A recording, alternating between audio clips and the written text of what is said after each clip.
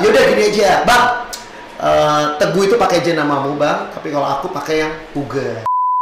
Bekerjalah dengan hati. Bekerjalah sesuai dengan passion.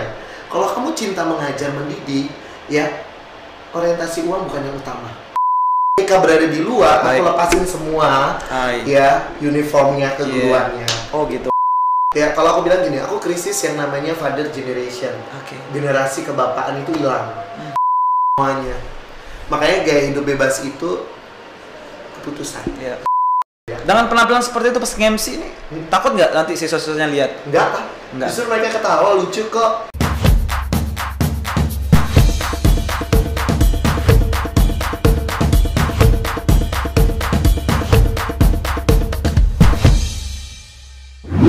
Ugat wow. Hey, everybody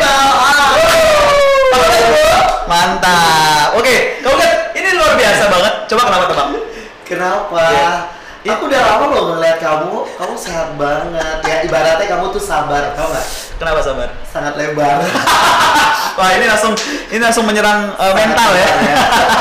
Tapi by the way, Kak Ugat, terima kasih udah datang ke Imaji TV. Ya, terima kasih. Such an honor ya, bener banget. Ini luar biasa sekali Imaji People. Karena apa? Karena di luar sana mungkin kalian tahu nih Kak Ugat sangat famous banget. Waduh, MC viral ya. Thank you. Jadi Kak Ugat kita datang sini untuk sharing sekarang, untuk membagi inspirasi dan mungkin banyak nilai-nilai yang akan bisa kalian ambil dari obrolan kita bersama di sini. Tapi Kak, sebelumnya sehat kan? Aku sehat. Sehat ya. Sebelumnya kita pernah janjian ke podcast ya. Betul. Waktu kita di bulan Ramadan. Benar sekali, Ramadan. Ya. Cuma karena apa ya kendalanya itu ya? Kondisinya memang waktu ya. Waktu benar. Kan saat kita mau berbuka puasa kita nggak bisa kalau betul. Iya kan. Kalau malam kan kita harus tarawih juga kan. Asik.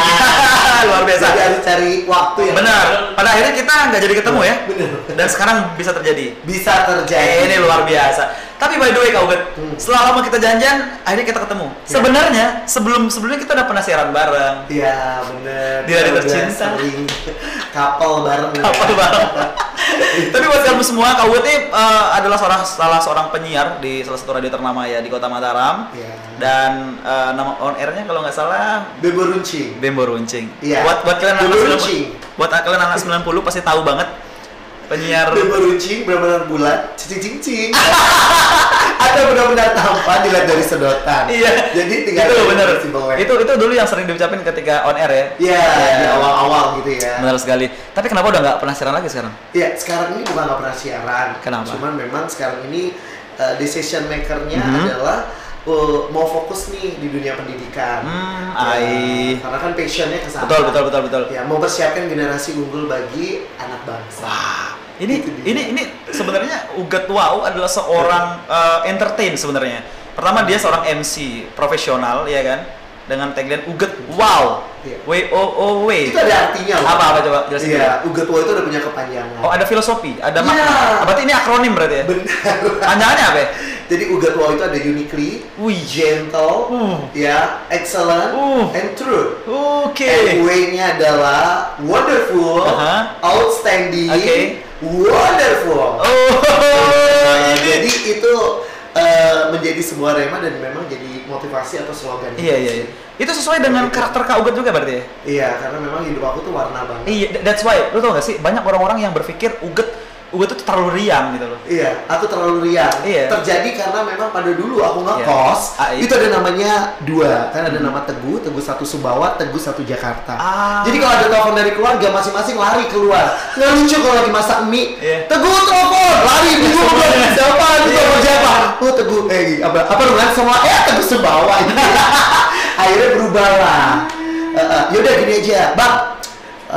Teguh itu pakai aja namamu, Bang. Tapi kalau aku pakai yang Uga. Dibalik berarti? Iya, jadi aku bilang, Buka kalau ada telepon, tanya aja langsung, cari siapa? Ugat siapa? Ugat Jakarta. Oh berarti telepon aku. Ugat telepon, lari aku aja. Oh gitu. Oh lu pernah tinggal di Jakarta juga berarti? Iya, karena memang aku lahir dan besar di Jakarta. Oh gitu ya? Oke, luar biasa. Terus pindah ke Lombok ini sejak kapan kau? Jadi tahun 2000 ya, aku ikut UMPTN. Dan aku dapat di Universitas Mataram. Dapat di Unram? Iya. Oke, that's good banget berarti ya. Berarti di Unram selama ini jurusan apa? Ya, aku jurusannya ISP, Ilmu Ekonomi Studi Pembangunan. Oh my goodness. Berarti Kak Ugat ngambil ilmu ekonomi berarti ya, di Unram berarti ya. Wow, itu. Jadi sebelumnya aku udah kuliah dari jurusan psikologi di Jakarta.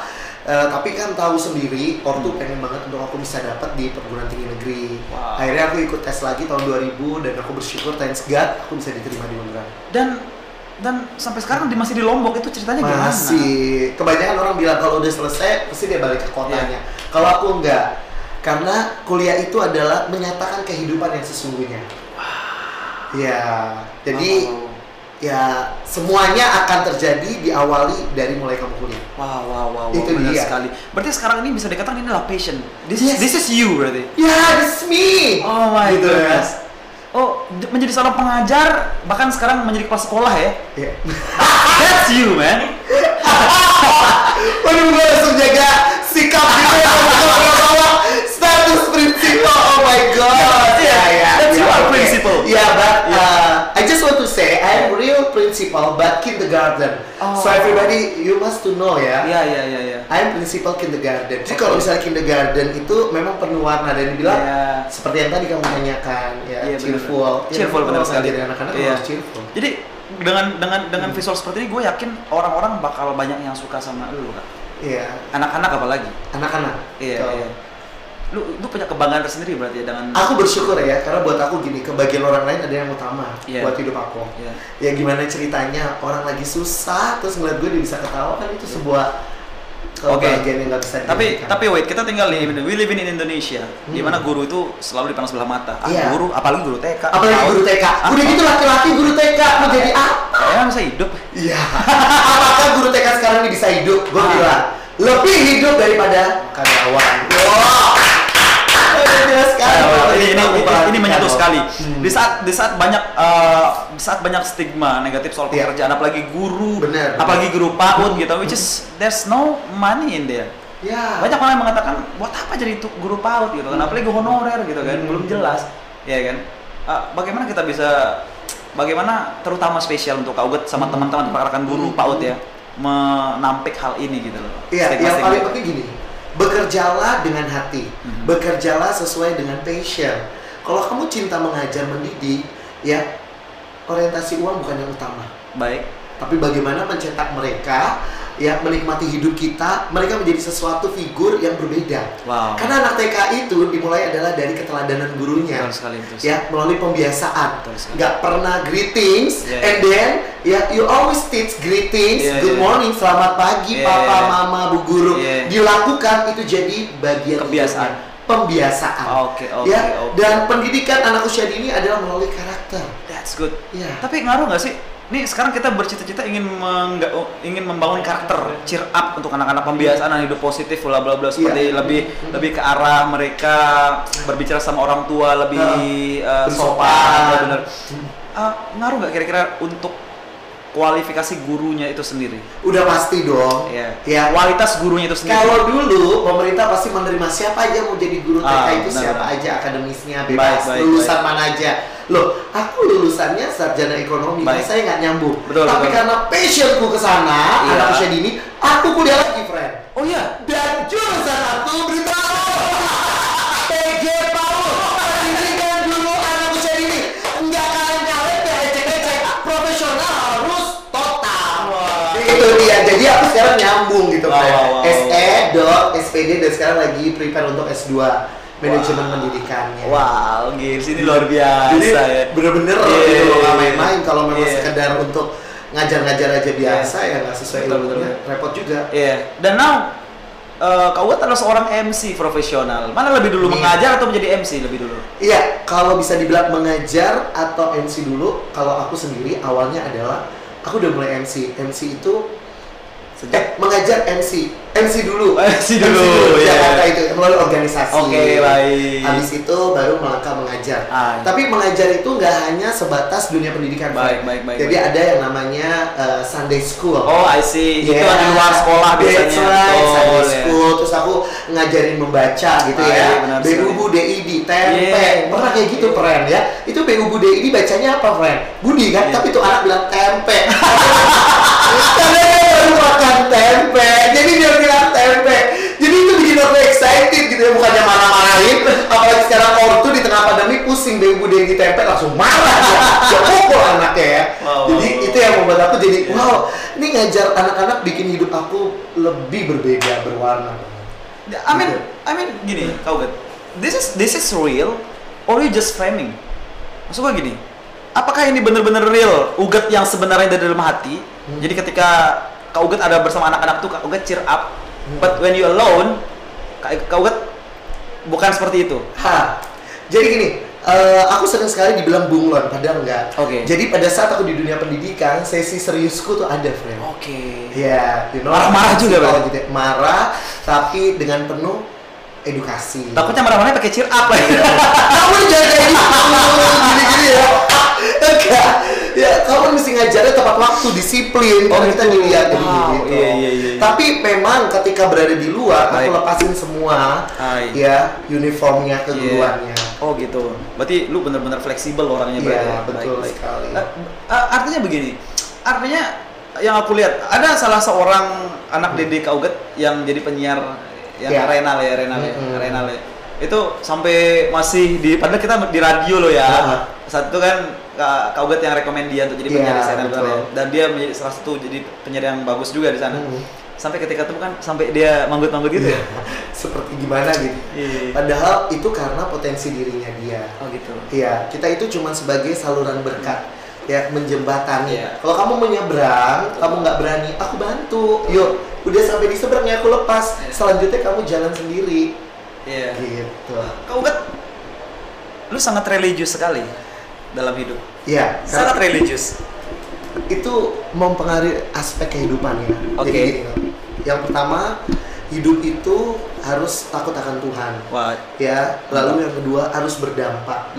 Lalu yang ketiga adalah menabur. Betul. Ini pelajaran. Jadi hidup itulah yang akan membuat kita itu menjadi lebih berwarna. Ya, bagaimana hubungan sosialnya bisa bagus kalau hubungan dia dengan Tuhannya tidak bagus. Kalau hubungan dengan Tuhannya bagus, otomatis dengan sekelilingnya akan baik. Betul sekali. Baik. Ini kita pernah ngobrol sebelumnya one day satu hari sebelum aku menikah, ingat? Iya, betul. Ketika kita H-1 ya benar ya. Ketika aku lagi fitting sama istri benar ya. Ngobrol kita tuh panjang banget ternyata ya. Iya, nggak berasa ya. Di situ udah 2 jam. Kita berdiri. Iya, kita ngomongin sesuatu yang benar-benar deep side banget, benar nggak sih? Iya. Iya nggak? Ini nanti gue mau bahas rencananya. Tapi yang paling seru itu adalah melihat Ugat dengan apa ya, dengan segala keceriaan, cheer up banget, dan itu bahkan bisa memberikan vibes baru di orang-orang. Jadi lu bayangin gak sih ketika kita dekat sama lu Kak, kita tuh akhirnya mendapatkan satu vibes, semangatnya dapat gitu, positivity-nya itu dapat banget. Apalagi pas siaran gitu kan. Jujur dulu pas gue sering dengerin radio masih dengan nama Bebo Runcing, gue itu kalau nggak bisa masuk telepon itu rasanya kelewat banget tuh nggak sih? Kayak aduh ada yang ketinggalin, ada yang lewatin. Biasa ya. Iya, but that's true man. Jadi pada akhirnya membuat aku berpikir gitu kan, wah ini orang kayaknya kalau ketemu langsung vibes-nya bakal bagus banget. Pernah sampai punya haters nggak? Ini pertanyaan yang aku harus tanyakan, kenapa? Apakah Ugat yang se-cheer up seperti itu, yang happy, bahagia, tidak pernah menebar negativity gitu kan? Punya dalam hidup ini like dislike itu biasa. Like dislike biasa. Bagaimana cara kita menanggapinya? That's respon kita. Respon kita menentukan siapa kita. Jadi itu keputusan, friend. Itu benar. Kamu respon aja sekarang ini. Ya, ada banyak sekali membuat warna-warna supaya dia melejit. Buat aku gini, ya kehidupan kita pribadi itu adalah bagian terpenting dari sebuah hubungan, interaksi sosial. Orang kan akan lihat. Benar. Ya, like dislike haters, ya nggak masalah, nggak apa-apa. Ya, yang penting selama ini yang saya tahu adalah Tuhan dan hidup saya, dan kamu nggak pernah tahu esensi hidup saya. Gitu aja. Jadi orang tidak bisa menjustifikasi kita ya. Kamu nih kayak gini, kamu cuma begini. Coba aku bilang thank you ya. We'll see. Aku mau bilang, kalau sampai ada haters ya, hacker tuh yang begini yang haters ya. Haters itu nggak usah disautin, nggak usah cari penguatan pembelaan. Tapi tunjukkan dengan prestasi, tunjukkan dengan be yourself, pribadi yang benar-benar diri kamu sendiri, dan this is me, uniquely person, dan aku berprestasi. Tutup dengan prestasi, diem kok. Ya udah, biasa sih. Kalau sudah prestasi terus mau ngapain? Bener ya. Kamu ngomong apa gitu kan? Gak sesuai dengan apa yang. Kadang sesederhana itu kita bisa melawan sesuatu yang bisa buat kita down, itu dalam prestasi sebenarnya. Sebenarnya, secara manusia aku bilang nggak 100% aku malaikat ya. Tapi tapi sampai di titik ini nggak mungkin Uget instan kuat seperti ini. Proses, friend. That's why, man. Iya. Kamu pernah ngalamin ya. Dulu aku pernah ke kos ya di atletik dan aku jalan kaki dari atletik itu sampai ke Cakra untuk membicarakan kenapa sih mereka tuh seperti itu, kenapa gitu. Dan itu ngalami, aku melewati masa-masa itu. Teriak di pantai. Wow. Hai dengar, gitu. Brainstorming kayak aku area dengarkanlah. Saya Kerawang Bekasi. Kalau ini Ampenan Cakra. Jadi itu benar memotivasi karena gini, apa yang kita katakan, apa yang kita ucapkan itu akan memberikan respon dalam tindakan kita. The law of attraction. Yeah, that's right. I do believe in the law of attraction. Karena lidah itu akan lebih susah seperti kita mempertahankan nyawa kita. Wow. Iya, maksudku gini loh. Proses seperti apa yang paling berat yang seorang Uget lewati sehingga bisa menjadi sekarang ini gitu. Ini nggak gampang loh menjadi seperti yang sekarang ini. Aku yakin ada proses besar di titik terendah saat itu sehingga membuat Uget sekarang seperti ini. Aku thanks God lah ya. Kalau secara manusia pasti aku nggak mampu. Iya benar. Ya, bisa dibilang aku nggak seberuntung dengan anak-anak muda lainnya di luar. Ya, tetapi aku percaya ketika kita lebih banyak dekat dengan Tuhan, itu yang memberikan kita kekuatan. Kepercayaan itu ya? Ya, itu yang memberikan kita sebuah motivasi dan juga yakin bahwa hidup kita itu akan berubah. Wow, this is change, life is change ya. Iya. Wow, ini sih sebenarnya apa ya? Ini sudah dengarkan sama orang-orang yang benar-benar butuh siraman. Disiram ya, habis itu biarkan dia berkembang. Tapi jangan lupa ya, agak digemburin tuh tanah-tanahnya supaya dia bisa bertumbuh. Bener. Ya, menjalan. Iya. Tapi anyway, ini pertanyaan agak sedikit private. Aku boleh tanyakan, kau kan sekarang usia berapa kalau itu? Aku kalau kamu lihat sendiri dari penampilan aku that's why. Ya. Kau tuh terlihat muda sekali gitu. Muda banget ya. Iya, bersih, putih gitu kan. Terus terawat gitu kan. Orang tuh mau menerka usia tuh nggak enak gitu loh. Serius. Iya, intinya gini. Kalau orang lihat aku bisa 25-27. Iya, aku sudah 30 sekian. Oh, I see. Yes, okay. aku 30 sekian. Terus kok terawat bersih, kamu pergi ya merawat diri ya? Iya, klinik kecantikan. Iya, rajin cuci muka. Jangan pernah tidur dalam kondisi belum mandi. Itu berbahaya. Ya, sekarang ini juga kan kita menerapkan protokol kesehatannya nggak. Dari luar dari manapun harus mandi bersih. Dan jangan pernah tidur berkeringat. Iya itu. Jadi kalau berarti kalau sebelum sebelum tidur kau mandi dulu berarti? Harus mandi. Walaupun aku pulangnya malam, habis show jam 1, aku harus mandi. Iya. Dan membiasakan. Iya. Berarti ada kebiasaan yang dibangun oleh seorang Uget dari sejak lama. Iya dong, friend. Ceritakan dong apa kebiasaan itu. Iya, jadi yang pertama itu kalau aku mandi, ya aku harus bersihkan muka dulu. Oke, itu rutin berarti? Iya, muka aku rutin. Iya, nanti kapan gitu ya produk itu diajak ke sini. Saya kan bisa melihat perubahan muka aku ya. Dan itu yang membuat benar-benar terlihat ya dipikirnya aku merawat enggak. Aku hanya itu aja, rajin cuci muka. Apapun itu. Iya. Aku tuh tampak sehat sekali gitu loh. Masih bisa loncat-loncat di stage ya kan sama klien gitu kan sama audiens. Itu berarti kau sering olahraga dong berarti? Iya, aku sebenarnya nggak suka olahraga, friend. Tapi? Iya, tapi olahraga yang sering aku lakukan olahraga mulut. Ya satu hari 5.000 kata gitu ya, nggak habis-habis. Kerjaanku karena kan dengan mulut aja. Wah, tapi mulut aku nggak diam, gestur tubuhku juga ikut bergerak. Iya, benar. Kiri kanan, apalagi kalau anak-anak kan. Iya, itu akhirnya menghasilkan ini ya metabolisme. Iya, benar. Ya, jadinya terbiasa banget ya. Pagi itu wajib aku BAB. Jadi udah terus dan itu harus. Gitu. Ini satu pertanyaan yang membuat aku sangat bergidik ya, Kak Uget ya. Dunia pendidikan kita ini sebenarnya sangat rentan sekali terhadap apa ya? Terhadap kurangnya kesadaran, ya kan? Karena Kak Uget ini orang pendidikan, kita bahas satu dulu ya. Kita bahas dunia pendidikan, bentar aja. Jadi pendidikan kita saat ini sekarang sebenarnya krisis moral, ya kan? Sebagai seorang tenaga pengajar, pasti Kak Uget tuh aware sama hal ini gitu kan? Aware-nya itu benar-benar langsung memberikan warning kepada Kak Uget sendiri agar nanti siswa tidak seperti itu gitu. Bagaimana Kak Uget bisa mengatasi semua itu tentang krisis moral gitu loh? Kan banyak tuh anak-anak yang ngelawan gurunya, paham nggak? Sampai ada yang gini-giniin gurunya gitu kan? Iya. Intinya gini, kalau aku ngajar dengan moto sekolahku adalah karakter, kreatif, kecerdasan. Baik. Jadi bukan kepintaran yang utama, tapi karakter yang utama. Kalau karakter berarti kita bicara tentang pembiasaan kita. Baik, benar. Jadi apa yang harus kita lakukan itulah diteladani lewat gurunya. Baik. Kalau menilai anak, observasinya biasanya guru kan kalau udah observasi prinsipalnya tuh, wah, prepare dulu, disiapin yang bagus. Kalau aku nggak, lihat aja anak. Lihat anak ya, nggak jauh beda kok dengan guru. Kalau anaknya ramah nyapa, Hai sir, how are you? Apa kabar sir? Thank you. Sir minta tolong, pasti gurunya seperti itu. Wow. Jadi itulah yang kita lakukan. Wow, itu keren banget sih menurutku. Berarti jujur ya, dalam agama Islam, guru itu contoh. Iya.